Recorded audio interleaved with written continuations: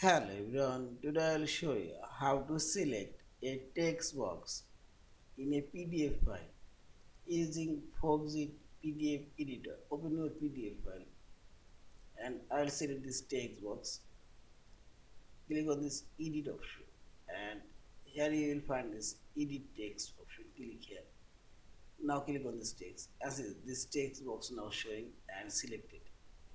Now you can move this text box anywhere and any place.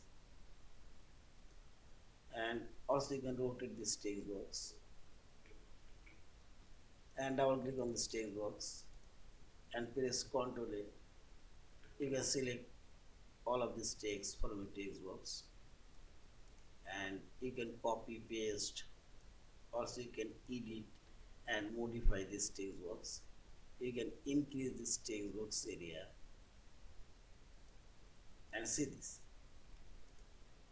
And similarly you can select all of these text boxes in this way and see this. Yeah, this is.